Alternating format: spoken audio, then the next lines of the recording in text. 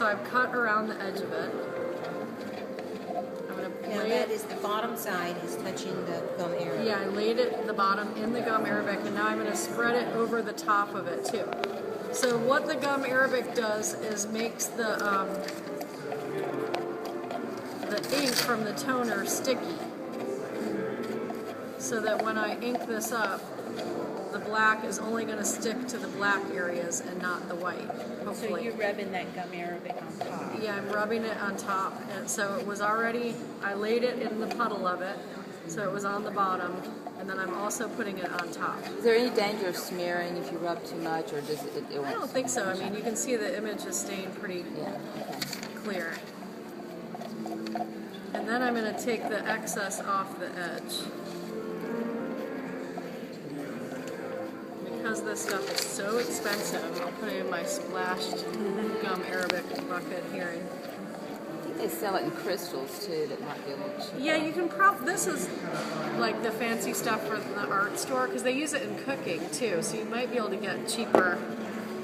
Okay, so I've got that down there.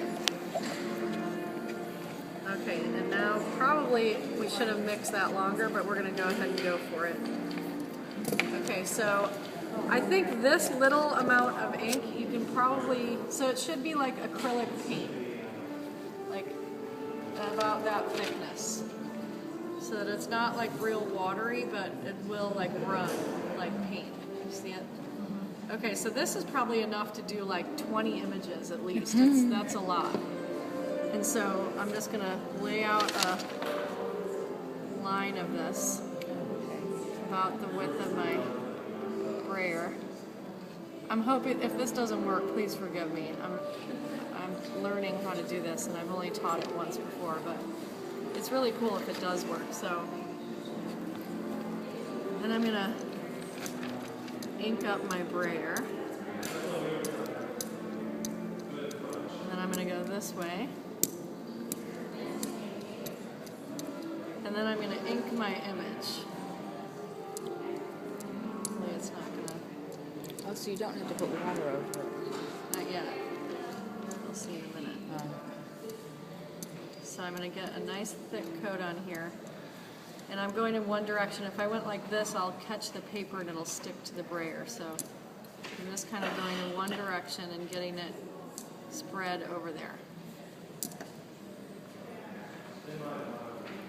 Then I'm going to take my gum arabic, the one I splashed the gum arabic in, and I'm going to wash this out. So I'm going to squeeze the sponge on here, and hopefully, if I did it right,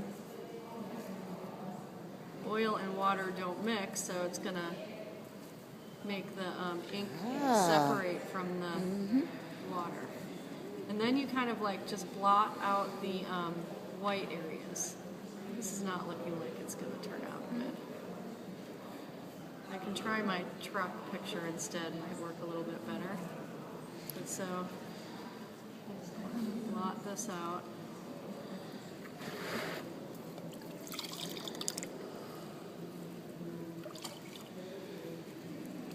When you're blotting, you're still using the gum water? Yeah. So you're not actually taking the ink off of the image, supposedly. The ink should be staying on the image. It doesn't look like it is, but we'll see in a minute. And then you do it again. So you do this 3 times. You ink it, wash it out, ink it, wash it out 3 times. I'm really afraid this isn't going to work, but I want to know how the ink knows where to go. it's the toner. Well, don't The mix. toner. It sticks to the toner. Oh, okay.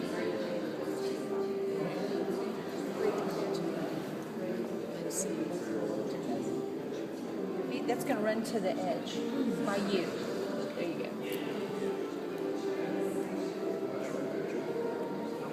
Yeah, The toner is acting, it's drawing the ink. it's sticky, yeah, making the ink stick to it.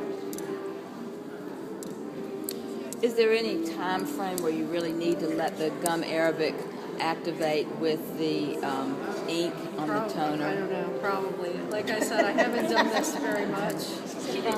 I know with printmaking, like if you did it with a color thing, you had to use it within 24 hours, or else it wasn't going to work, or something like that. But that was with printmaking, and I don't think we were using that kind of stuff.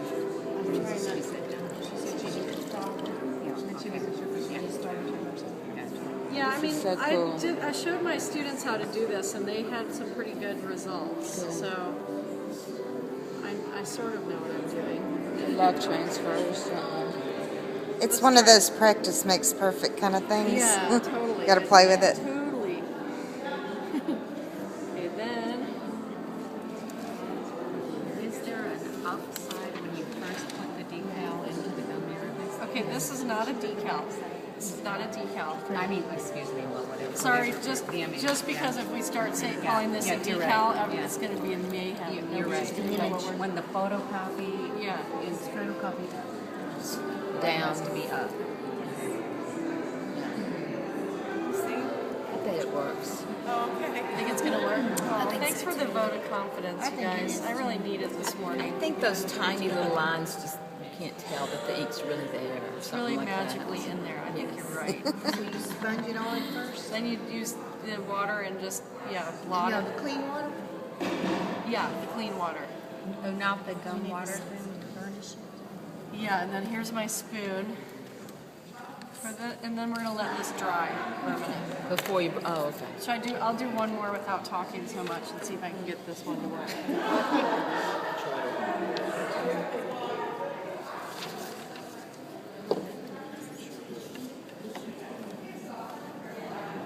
This one's got a lot more black areas, so I feel like it might work a little bit better. Is this a one-time use? Yes, it's one-time use.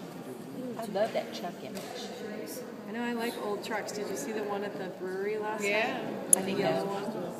It was a cool truck. Yeah. What year was that truck last night? I don't know. That's a great place. That was fun. Yeah, it was. Maybe this one I'll really get this gum arabic in there.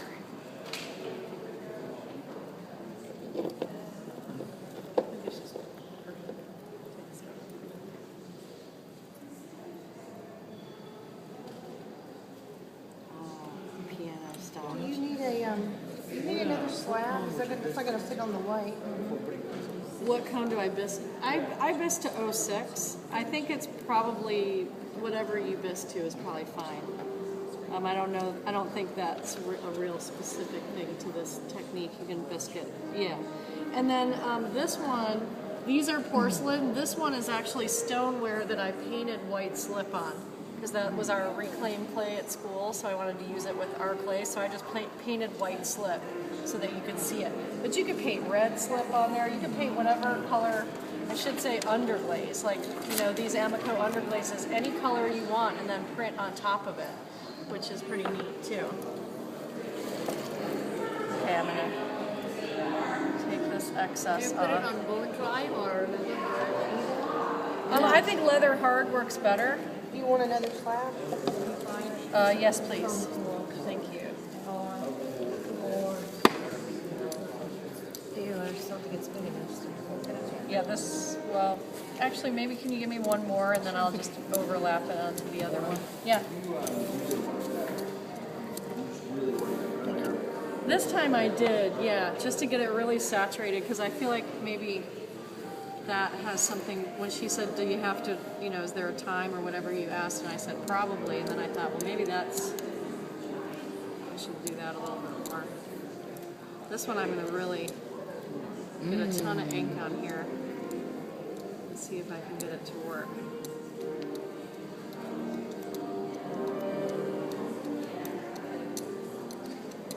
And so why does it work? I don't get. Is the all the chemical stuff together makes? And oil and water don't mix.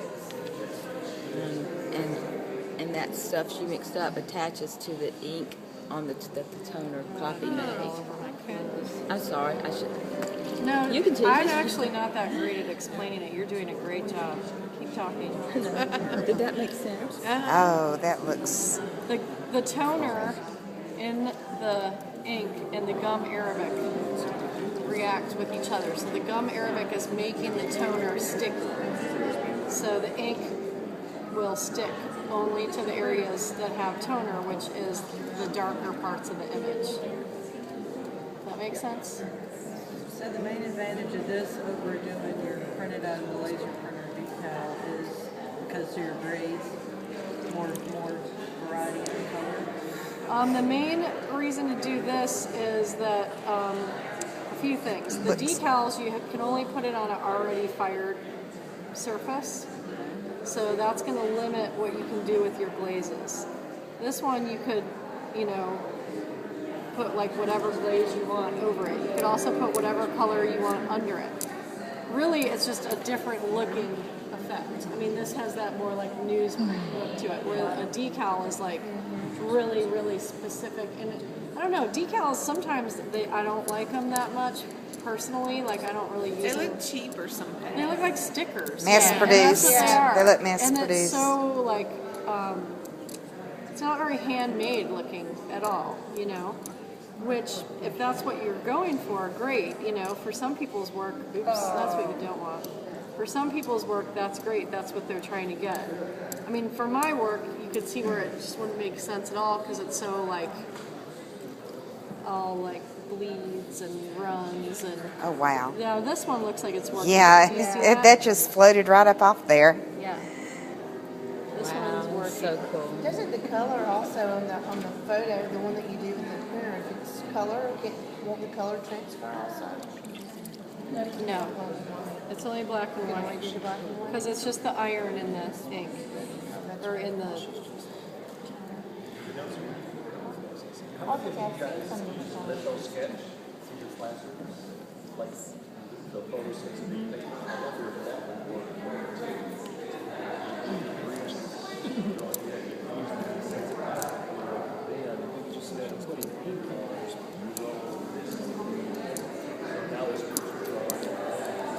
I bet it would. I bet it would. Oh yeah, this is working now. So cool. You can. See it? Yeah. It just lifts that whole layer So off. when it didn't do it on here, that's when you kind of knew. Well, maybe that's just such thin lines you Maybe. can't see it as well because this is such a big black area. Okay. Well, it Well, might. it may have worked. This has such bigger black areas that you can really see the ink sticking to it. That's such skinny lines, it's harder to see it. We'll have to lift that one up in a second. Once I get this one down, then I'll see if that one worked. Did Paul Wanless do this when you took that workshop? Oh, it's already transferring. He didn't. Okay, so the amount of time that I feel like I've had better results when I let this sit on there longer. And what I do is wait till it's kind of not transparent anymore. And then if you burnish it with a spoon like this, that really makes it transfer onto the clay.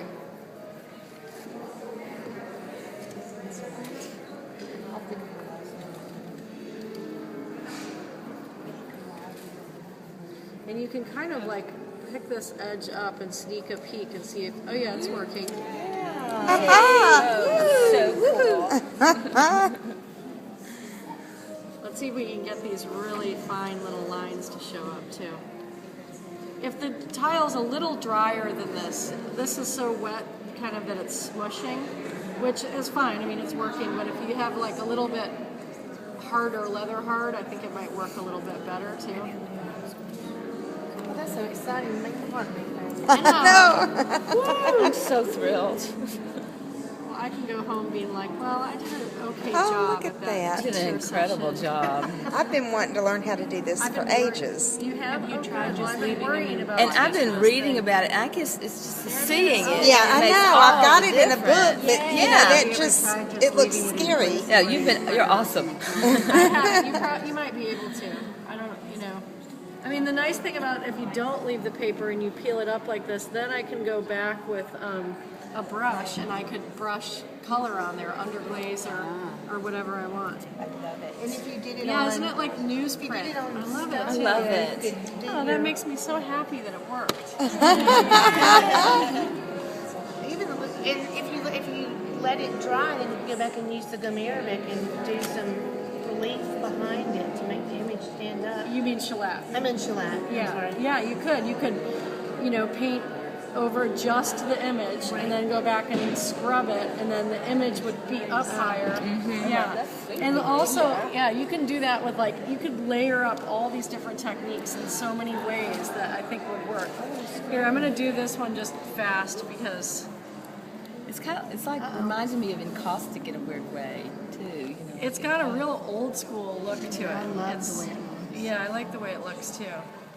Well, if you're doing it on a printer, you could do your kids' work anyway. You put their artwork on the Yeah. copy machine. Oh, that'd be great for kindergarten Yeah. fundraiser or first grade fundraisers.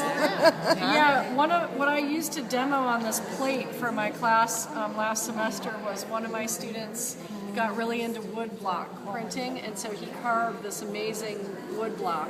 So I photocopied his wood block and then had an image of the photocopied wood block thing he made, and then I transferred the big thing onto a plate. Because he's a potter and he's really gotten into printmaking, and I'm trying to get him to use some of those techniques on his surfaces, and he was like not having it. And I was like, okay, well I'll just demo with yours. And then he was like, oh my god, just like that, you put what I made for hours and hours right on there, and it worked, So